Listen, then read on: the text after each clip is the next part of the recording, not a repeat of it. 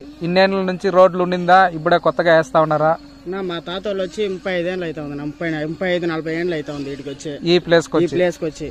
నేను పుట్టలేదు ఇటుకి వచ్చినప్పుడు. ఓకే, నేను వచ్చి 15 ఏళ్ళకి నేను పుట్టినాను ఇడొచ్చి.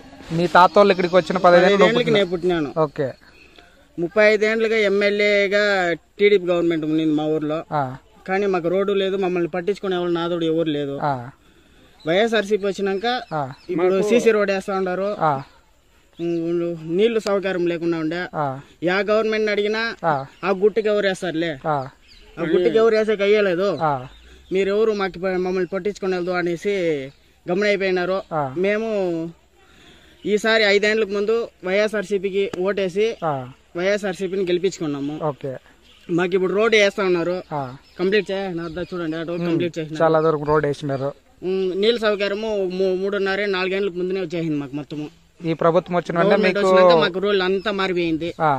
దానికి ముందు మేము ఏమన్నా టీడీపీ వాళ్ళని అడిగకపోతే మీ ఆ గుట్లో ఉండారు, మిమ్మల్ని ఎవరు పట్టించుకోకుండా ఉండ్రి. 35 ఏళ్ళకి ఎమ్మెల్యేగా గెలుస్తా ఉన్నాడు నారా చంద్రబాబు నాయుడు గారు. కుప్పంలో 35 ఏళ్ళకి ఎమ్మెల్యేగా ఇచ్చేసినారు.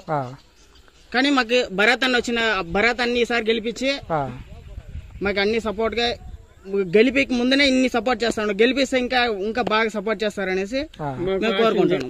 ఈసారి వైఎస్ జగన్మోహన్ రెడ్డిని గెలిపిస్తాము, కుప్పంలో ఎమ్మెల్యేగా భరత్ అని గెలిపిస్తాము అనుకుని మా వాళ్ళంతా ఫుల్ గా క్లారిటీగా ఉన్నారు, పక్కా క్లారిటీగా ఉన్నారు. సో మీరేమంటున్నారంటే ఒక ఎమ్మెల్యేగా కాకుండానే భరత్ అనే వ్యక్తి ఇన్ని మంచి పనులు చేస్తా ఉన్నారు కాబట్టి గెలిపిస్తే ఇంకా ఇన్ని మంచి పనులు చేస్తారు. ఓకే, సో మీ నమ్మకం నిజమవ్వాలని మేము కూడా దేవుణ్ణి కోరుకుంటున్నాం. Thank you very much.